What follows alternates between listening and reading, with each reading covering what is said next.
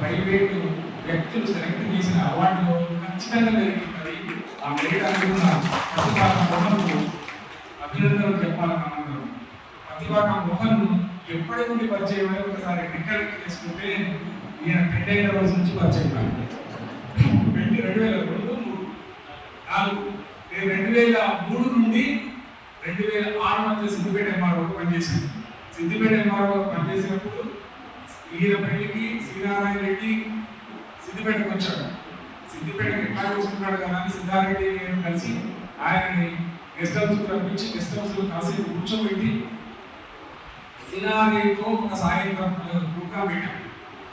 ఆ రోజు వేదిక మీద చాలా గొప్ప వ్యక్తులు ఇప్పుడు లేరు. వేముగంటి నరసింహాచార్య, కాపు రాజయ్య, సిద్ధారెడ్డి, అదృష్టవశాత్తు జూనియర్ గారి నేనున్నాను. నేను కూడా డయాస్ మీద ఉండి షేర్ చేసుకున్నాం. అప్పుడు ఆయన కలవలేదు ప్రతిభాక మోహన్ని. అప్పటి నుంచి అతన్ని అబ్జర్వ్ చేస్తున్నాను. 20 ఏళ్ళకు పైగా మేము అనేక వేదికల్లో కలుసుకుంటున్నాము. ఒక committed writer, but confined to the children literature. ఇట్లా ఆలోచించినప్పుడు ఈ సభ చాలా గొప్పది అని ఒక ఫీలింగ్తో తిరిగి ఇక్కడికి రావడం జరిగింది.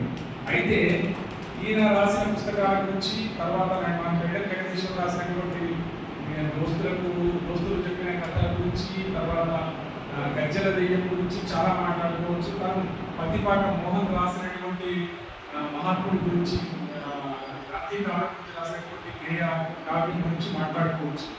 కానీ ఇప్పుడు ఈ రోజుల్లో చాలా ప్రసిద్ధమైనటువంటి సాహిత్యం చూస్తూ ఉంటే, సాహిత్యంలో బాల సాహిత్యం చూస్తూ ఉంటే బ్రహ్మాండంగా వస్తుంది. నాకు మోహన్ చెప్తూ నాకు వస్తున్న కృపాలలో కూడా చెప్పింది చాలా పుస్తకాలు వస్తున్నాయి. ముఖ్యంగా సాగిత సత్యయ్య గారు 2 సంవత్సరం పిల్లల చేత పెద్ద పెద్ద పుస్తకాలు సమీక్షలు రాయించి వేశాడు. ఇప్పుడు ఇంకొక పుస్తకం తీసుకొని వస్తున్నాడు. అది కూడా 2 నెలల్లో పుస్తకం మార్కెట్లో వస్తుంది. ఎన్ని పుస్తకాలు వస్తున్నాయని ఆనందం సాగుతా ఒక భయం కూడా నాకు కనిపిస్తుంది. ఆ భయాన్ని ముందు ఎక్స్ప్రెస్ చేస్తాను. అది డిబేటబుల్. ఏంటంటే పిల్లలు తెలుగులో స్పష్టంగా స్పెల్లింగ్ మిస్టేక్స్ లేకుండా రాయగలిగే వాళ్ళ శాతం ఎంత మేరకు పెరుగుతుంది లేదా ఎంత మేరకు తగ్గుతుంది అనేది it's an alarming point for us. అది లేకుంటే వాళ్ళు నిజంగా స్పష్టంగా చదవగలిగే వాళ్ళే వేల సంఖ్యలో లక్షల సంఖ్యలో తయారుగా రాసే వాళ్ళు ఎంత సంఖ్యలో తయారవుతారు అనేది భాష ఇస్తున్నటువంటి సాహిత్య అకాడమీ, కేంద్ర సాహిత్య అకాడమీ ప్రోగ్రామ్ రవీంద్ర భారతిలో జరిగిన భాషను ఎంత ప్రాధాన్యత ఇస్తున్నాము అంటే తప్పనిసరైన పరిస్థితుల్లో మిగిలిన అన్ని రాష్ట్రాలు వాళ్ళ ప్రాంతీయ భాషలకు మీడియంస్ నడిపిస్తున్నారు. పగడం రాఘవేంద్ర లాంటి వాటిని అబ్జర్వ్ చేస్తే కంపారిటివ్ స్టడీ కూడా చేయొచ్చు.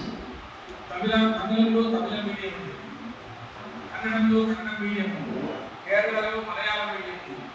ఇంత చిన్న రాష్ట్రాలు మనకంటే చిన్నవి, 2 తెలుగు రాష్ట్రాలు కలిపితే మనకంటే అన్ని చిన్నవే. వాళ్ళు కూడా వాళ్ళ భాషని రక్షించుకొని మదర్ టంగ్లో వాళ్ళ ఎడ్యుకేషన్ కంటిన్యూ చేస్తున్నారు. మన దగ్గర మాత్రం ఆంధ్రప్రదేశ్లోని తెలుగు, తెలంగాణలో కూడా మదర్ టంగ్ అనేది మీడియం లేదు. ఓకే, మీడియం అనేది ఎవరి ఆప్షన్ వాళ్ళకు, అవసరం ఎవరి ఇష్టం వాళ్ళు. ఇంగ్లీష్ నేర్చుకోవాల్సిందే, ఇంగ్లీష్ తప్పదు సొసైటీలో. కానీ తెలుగుని కూడా ఎఫెక్టివ్గా మనం నేర్పిస్తున్నామా, ఎఫెక్టివ్గా నేర్చుకుంటున్నామా అనే ప్రశ్న వస్తే మరి మన బాల సాహిత్యం ఎక్కడ పోతుంది? ఈ బాల సాహిత్యానికి భవిష్యత్తులో లీడర్షిప్ ఎంత ఉంటుంది? మీకు అందరికీ తెలిసి ఇందాక కూడా మాట్లాడుతూ చందమామ, బాలజ్యోతి, మిసిమి, ఇట్లాంటి మిసిమి కొంచెం వస్తున్నట్టుంది. ఇంకా చాలా పత్రికలు వృత్తమైనవి, కమర్షియల్ వాల్యూ దానికి లేదు అని అర్థం కదా, వృత్తమైన. మరి ఇట్లాంటి సందర్భంలో తెలుగు భాషని రక్షించుకొని బాల సాహిత్యం, నిజానికి బాల సాహిత్యమే అన్నింటికీ పునాది అయినటువంటి సాహిత్యం. బాల్యంలో మనం గొప్పగా చంద్రంలో బాలమిత్రులు చదువుకుంటా వచ్చిన వాడు ఎప్పుడు గొప్ప రచయిత కాలేదు. మరి కరెక్ట్, అది అందులో రాసిన ఇందాక పగడ నాగేంద్ర చెప్పినటువంటి దయ్యం కథ కావచ్చు, లేకపోతే శవాన్ని ఉదాహరణ వేసుకుని నడుచుకున్నటువంటి వేదాలని కథ కావచ్చు, ఇవన్నీ చదువుని వాడు రచయిత కాలేదు. మరి ఇప్పుడు అవి మనం అందరి పిల్లలు నేర్పిస్తున్నామా, అందరి పిల్లలు చదివిస్తున్నామా, అవి అసలు అందుబాటులో ఉన్నాయా? ఇట్లాంటి హితుబద్ధమైన ప్రశ్నలు వేసుకుంటే ఇంకా కొంచెం లోతుకోవాల్సిన అవసరం ఉందనిపించింది. అసలు ఊరి బడిని ముందరిస్తున్నాయా అన్నారు మన మన సమాజం, మన ప్రభుత్వం. ఊరి బడి అనేది ఉందా, భవిష్యత్తులో ఉందా? ఒక కాలంలో అంటే నిన్న ఉండే కాలంలో ఊరి బడిని నిర్వీర్యం చేసే విధంగా కేవలం గురుకులాలని డెవలప్ చేశారు. గురుకులాలను డెవలప్ చేశారు అంటే గురుకులానికి ఎగనెస్ట్గా ఆలోచించాలని నేనేం చెప్పను, కానీ గురుకులంలో మెరిటోరియస్ స్టూడెంట్స్ అందరూ గురుకులం పోతే ఊరి బడి ఏమైపోవాలి? తర్వాత అంతో ఇంకో డబ్బులు ఉన్నవాడు అంతా ప్రైవేట్ స్కూల్ పోతే ఇక్కడ మిగిలేదేవాడు, మెరిట్ ఉన్నవాడు మిగిలేదు, డబ్బులు ఉన్నవాడు మిగిలేదు. మెరిట్ లేక డబ్బులు లేక ఉన్నవాడు మాత్రమే మిగిలే ఒక ఊరి బడి ఉంది. ఇది హేతుబద్ధమైంది అనే చర్చ లేవాల్సినటువంటి అవసరం ఉంది.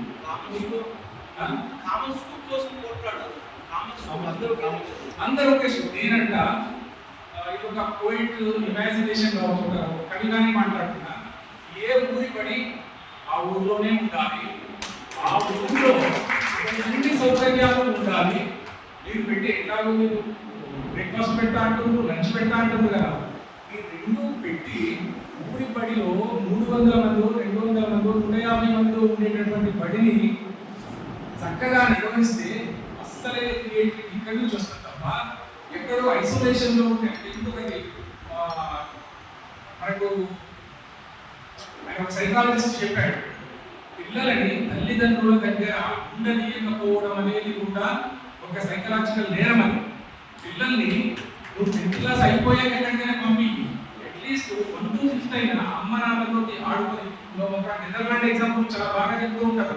నెదర్లాండ్ స్కూల్ ఎట్లా ఉంటుందంటే వాడి స్కూల్ నుంచి ఏ బడికి, వాడి ఇంటి నుంచి ఏ బడికి పోవాలి వాడు అంటే ఇట్ ఇస్ డిసైడెడ్. నియరెస్ట్ స్కూల్కే పోవాలి.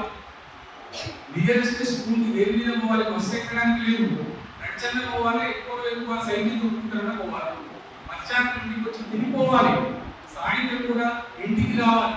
ఇవి గ్రేట్ మోడల్. మన పిల్లల సైకాలజీ తదనుగుణంగా ఉంటుంది. వాళ్ళందరినీ గురుకులాల్లో పెట్టాలని గట్టి సైకాలజీ అని ఆలోచించాల్సిన అవసరం ఉంది. బిజుబాయ్ ఇవన్నీ కూడా ఆలోచిస్తే భవిష్యత్తులో బాల సాహిత్యానికి ఒక థ్రెట్ ఉంది అని చెప్పడం కోసం మాత్రమే ఇవి చెప్పాను. ఇవి వేరే దేశాలలో ఎట్లా ఉంటాయి అని మనం ఒకసారి చూస్తే చాలా దేశాలలో, అభివృద్ధి చెందిన దేశాలలో ప్రైవేట్ స్కూల్ లేవు, గవర్నమెంటే స్కూల్ రన్ చేస్తుంది. ఢిల్లీలో ప్రతిభా మోహన్ నా దగ్గర నేను చెప్పేదాన్ని ఏమైనా కాంట్రాక్ట్ ఉంటే తర్వాత సవరించాలి. ఢిల్లీలో స్కూళ్ళని దిగిపోయిన ముఖ్యమంత్రి ఒక ఆయన చాలా వండర్ఫుల్ మెయింటెనెన్స్ తీసుకొచ్చాడు. స్కూల్ హెడ్ మాస్టర్ దగ్గరికి పోయి చెప్పకుండా, ఇప్పుడు మన దగ్గర ఒక మంత్రి వస్తేనే ఒక 10 రోజుల ముందు నుంచి పటాకం వస్తుంది, కానీ ఆయన గంట ముందు కూడా చెప్పకుండా పోయి స్కూల్ హెడ్ మాస్టర్ దగ్గర హెడ్ మాస్టర్ కుర్చీ నుంచి లేస్తే నీ కుర్చీలో నువ్వే కూర్చోవాలి, నీ ఎదురు కూడా కూర్చోవాలి, నేను కూర్చుంటా అని మొత్తం తిరిగి ఎంతమంది పిల్లలు ఉన్నారు, ఎన్ని టాయిలెట్స్ ఉండాలి, ఎన్ని టాయిలెట్స్ ఉన్నాయి అని రాసుకొని కరెక్ట్ పిఏలు వెంట ఎవరు సొంత ముఖ్యమంత్రి రాసుకొని బయటకు పోయి ఒక 2 రోజుల తర్వాత ఒక మనిషి వచ్చి అవన్నీ సెట్ చేసి ఒక 2 నెలల లోపల ఆ స్కూల్కి ఎన్ని ఫెసిలిటీస్ కావాలో అన్ని ఫెసిలిటీస్ క్రియేట్ చేశాడు. స్కూళ్ళు బాగుండాలి, హాస్పిటల్ బాగుండాలి, రెండింటి మీద ఆయన పనిచేశాడు. అట్లాంటి వాతావరణం రావాలి, అప్పుడు మాత్రమే బాగా సాగించడం. దానికి మనం అంతా ఇంగ్లీష్ మీడియం పెట్టాం కదా, ఇంగ్లీష్ సరిగ్గా నేర్పాలి. సరిగ్గా నేర్పడానికి ఏం చేయాలి? Creative writing in English is the question now. If you are able to write in English as a creative writer, you will tell a story in English, then it is okay. But you are not able to write in English and you are not able to write at the same time in Telugu without any spelling mistake. It's a pathetic thing in our society. That pathetic thing will create nonsense, create a baseless future for us. That we have to avoid. For that we have to think and we have to work for it. Is my opinion. ఇక ఇదంతా చెప్పుకుంటే ఎంతసేపు అయినా చెప్పవచ్చు, time కూడా అయిపోయింది. కానీ ఒక బాధాకరమైన సందర్భంలో నేను రాసినటువంటి ఈయన పెండెం వెంకటేశ్వర గారి పోయం చదివి నేను చాలా టైం కూడా అయిపోయింది. ఆయన పోయం, ఆయన కథ దోస్తులకు చెప్పని కథలు. ఆయన పుస్తకం పేరు దోస్తులు చెప్పిన కథలు. దోస్తులకు చెప్పని కథలు చెప్పి అల్లికల్లో ఆడితేరినోడివి అసలు కథను అంతరంగంలో ఎక్కి పెట్టివా, పాత్ర పాత్రల అంతరంగాల్లోకి దూరిపోయి మూలాల్ని పట్టుకొని నటన దిద్దే మహాతాత్వికుడివి. అంతరాత్మ చెప్పే అసలు సత్యాన్ని ఎంత ధన్యంగా దాచిపెడుతుంది. పేరుకున్న నీటి ఉపరితలమంత తెల్లని అక్షరాల గుర్తుల్ని ధరించిన ఊరి ఆటల గుహాశాలి చుట్టూ గురులున్న గారడిలో పట్టుబడితివా. చిత్రిత పాత్రలకు కష్టాలుండవు విక్రమ, చిత్రిత పాత్రలకు కష్టాలుండవు. వాటి మూలాలైన మనుషులనే అవి వెంటాడుతుంటాయి. చిట్టి చిట్టి అడుగులకు పొట్టి పొట్టి వాక్యాల జీవన సారాన్ని ధారపోసినవు. పల్లె బాల్యపు తేట హృదయాల్ని రంగుల పతంగులు చేసి పైకి లేపినవు. పడికి పల్లెకు నడుమ తేడా గీతను ఎరేస్ చేసినవు. తరగతి గదిని ఆట స్థలాన్ని జోడెట్ల పని చేసినవు. ఇంత వయసు వచ్చినా పెద్దరికాన్ని కట్టగట్టి పడిపోరగాలతోటి బలాదూరుగా తిరిగినవు. ఇంద్రలోకంలో దేవతలు తప్ప పడిపిల్లగా ఉండరు విక్రమ, ఇంద్రలోకంలో దేవతలు తప్ప పడిపిల్లగా ఉండరు. కాస్త పెద్దరికాన్ని అలవాటు చేసుకో, అక్కడ కాస్త పెద్దరికాన్ని అలవాటు చేసుకో. ఇంత ఓపెన్గా ఉంటూ ఇన్ని రహస్యాలు దాచిపెట్టొచ్చని నీవు పోయాకే తెలిసింది. అంత గుండ్రని ధవలకాంతుల వదనం కింద అంతు చిక్కని రహస్య పర్వత సానువులున్నాయని నువ్వు అంతర్ధానం అయ్యాకే అర్థమైంది. పాఠంలా కథలు చెప్పే చురుకైన కళ్ళ కింద కనిపించని జలపాతాలున్నాయని ఇప్పుడిప్పుడే ఒక వాస్తవం అబద్ధంలా తెలిసొచ్చింది. చిలక కొట్టిన జాంపండంతటి పిట్ట కథల అందగాడ, చిలక కొట్టిన జాంపండంతటి పిట్ట కథల అందగాడ, నువ్వు దోస్తులకు కూడా చెప్పని కథలు ఇప్పుడు ఎలా కనిపెట్టాలి? Thank you.